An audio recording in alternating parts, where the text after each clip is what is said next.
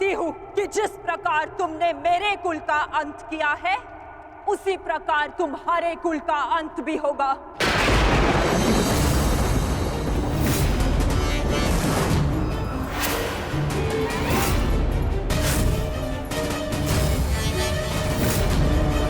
तुम्हारा कुल भी ऐसे ही आपस में लड़कर नष्ट हो जाएगा।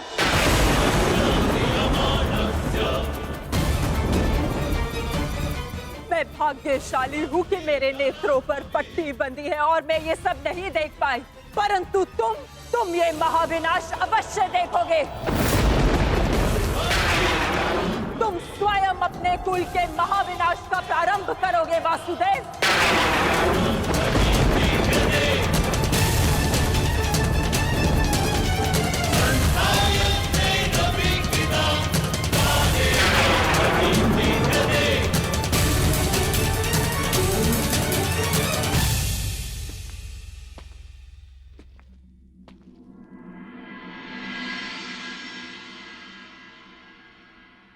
जिस प्रकार एक प्रसन्न माता का आशीष संसार में कोई नहीं रोक सकता, उसी प्रकार एक दुखद माता का श्राप संसार में कोई नहीं टाल सकता।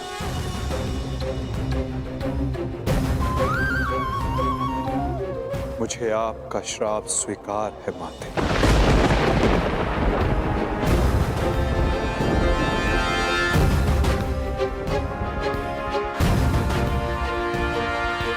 किंतु क्या आपको ज्ञात है कि इस युद्ध का सत्य क्या है? क्या आप जानती हैं कि इस महाविनाश, इस महायुद्ध का वास्तविक रूप क्या है? मेरे साथ चलिए माता, उस कुरुक्षेत्र की रणभूमि पर जो इस महाविध्वंस, इस महाभारत की साक्षी बनी है।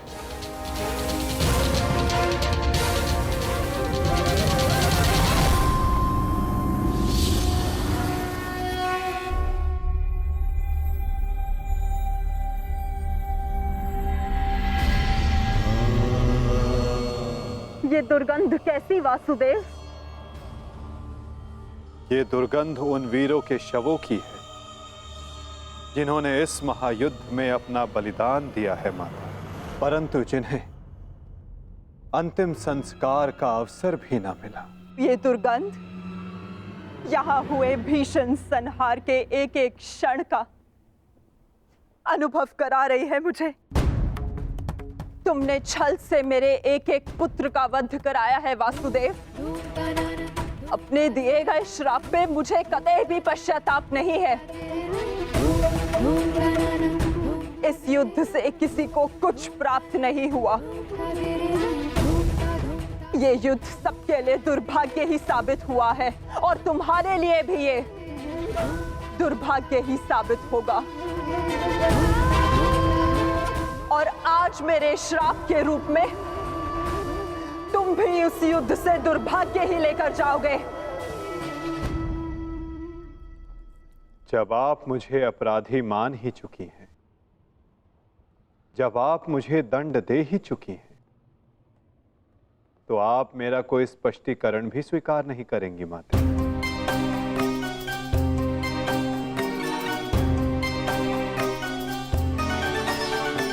परंतु सत्य का भान आपके लिए आवश्यक है माता। जिनकी दृष्टि से इस महायुद्ध का कोई भी क्षण, कोई भी छल अनदेखा नहीं गया है माते। अब वीर बारबरी आपको सत्य का भान करवाएंगे।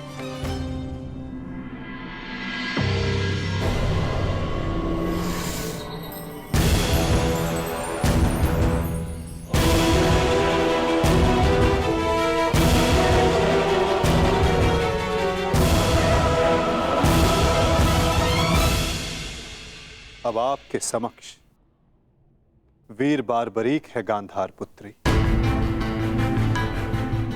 जो आपके पौत्र भी हैं, जो इस युद्ध के एकमात्र दर्शक हैं,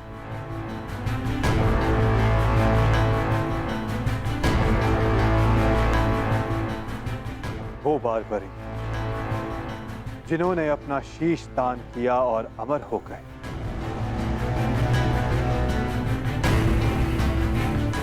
अब वही आपको सत्य का ज्ञान करवाएंगे। वीर बारबरीक की दृष्टि से इस महाभारत का कोई भी बल और छल अनदेखा नहीं रहा है माता। अब बारबरीक आपको सत्य बताएंगे।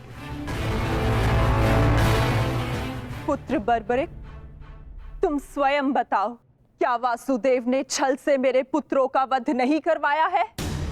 यदि तुमने इस युद्ध का एक एक क्षण निष्पक्ष होकर देखा है, तो बताओ, कौरव वंश के वट वृक्ष महामहिम भीष्म, जिन्हें इच्छा मृत्यु का वरदान था, क्या वासुदेव ने उन्हें अपने छल से धराशाही नहीं करवाया है? क्या वासुदेव ने द्रोण पुत्र अश्वत्थामा की मृत्यु का छल रचकर आचार्य द्रोण का वध नहीं करवाया है? क्या मेरे पुत्र दुर्योधन की रक्षा कर रहे उसके मित्र कर्ण को छल से नहीं मरवाया है वासुदेव ने? पुत्र दुर्योधन पर युद्ध के नियमों के विरुद्ध जाकर प्रहार किया गया, क्या वो वासुदेव का छल नहीं था? मेरे समस्त 100 पुत्रों के वध का कारण केवल वासुदेव है। क्या ये भी सत्य नहीं है बारबरिक?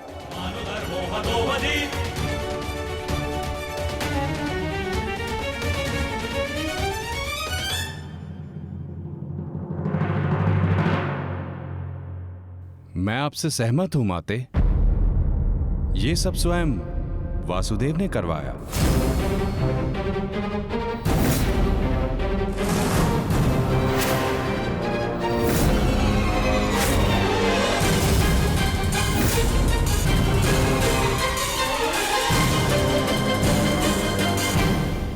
परंतु माते, आप किन 100 पुत्रों की बात कर रही हैं?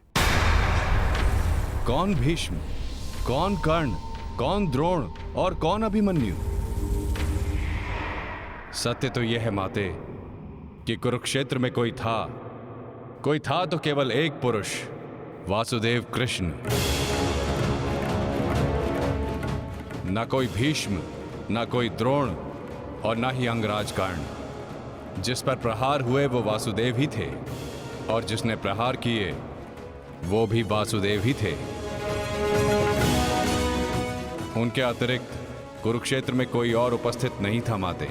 ये तुम क्या कह रहे हो बर्बरिक? इसका क्या अर्थ है? इसका अर्थ शब्दों से नहीं, दृश्यों से समझ आएगा राजमाता।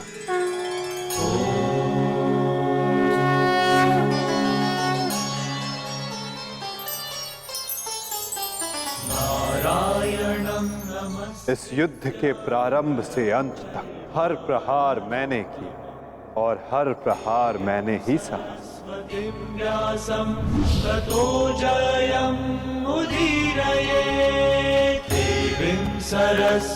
धर्म स्थापना के लिए धनुष, गदा, खड्ग, ये सब मैंने ही उठाए और इन सारे अस्त्रों का हर एक प्रहार मैंने ही सहा।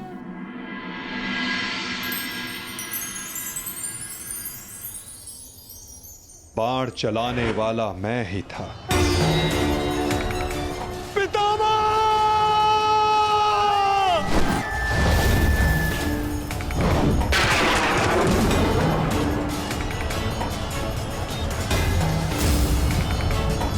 और उस बाण को अपने शरीर पर लेने वाला भी मैं ही था।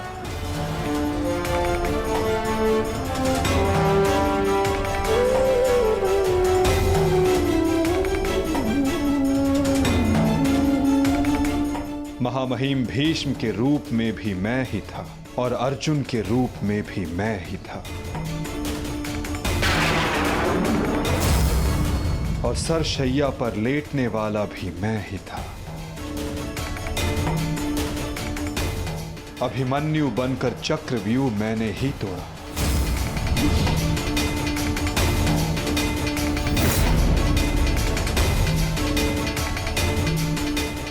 वापस आओ अभिमन्यु, लौट आओ, यूं में प्रवेश मत करो। विश्वास कीजिए दात्री। मैं इस चक्रव्यूह को तोड़ सकता हूं, और यदि मेरा सर कट भी जाए तब भी आपका सर गर्व से उठा रहेगा। और उस दिन मुझे ही घेर कर मारा गया।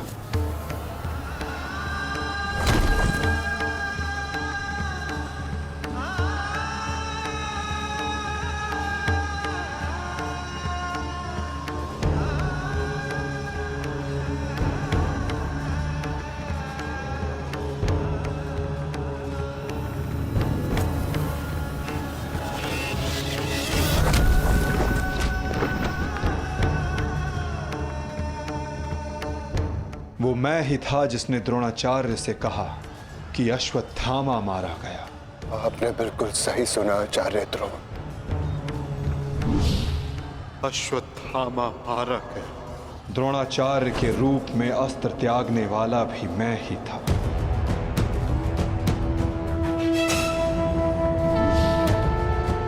परंतु वो एक मनुष्य नहीं, एक हाथी था।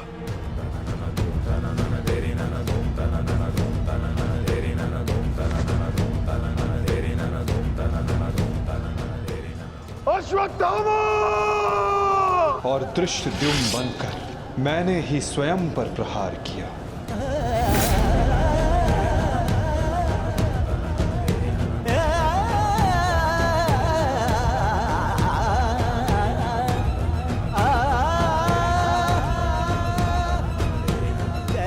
और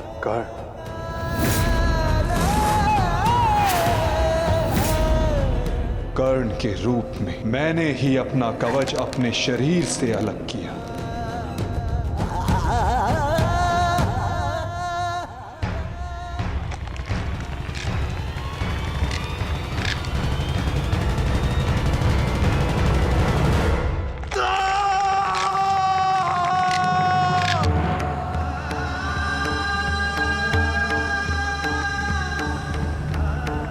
चक्र धंसा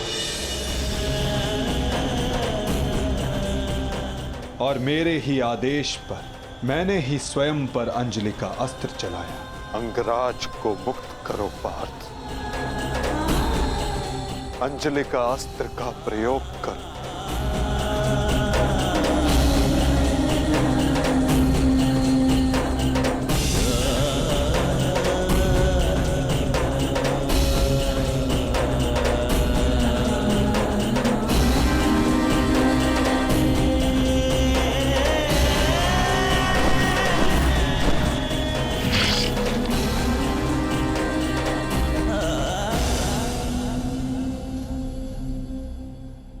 दुर्योधन के रूप में मेरी ही जंघा पर प्रहार करके मेरा ही अंत किया गया।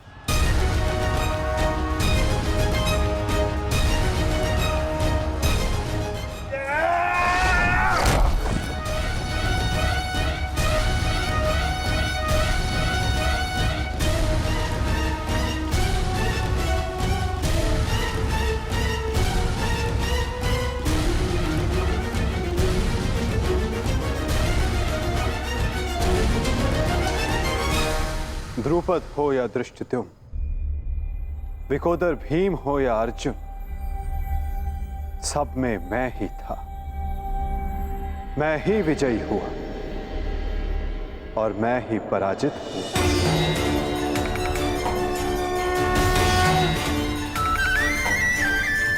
सबसे अधिक प्रहार मैंने की, सबसे अधिक घाव मैंने ही खाया।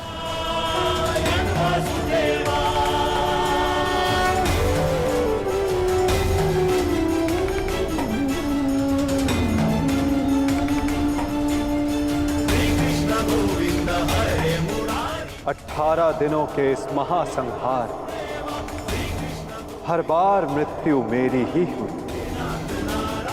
गिरता था जो घायल होकर रणभूमि में, वो मैं ही था। अश्वत्थामा के अंगों से रक्त पीप श्वेत बनकर मैं ही युग युगांतर तक भटकूंगा। जीवन मैं हूं तो मृत्यु भी मैं ही।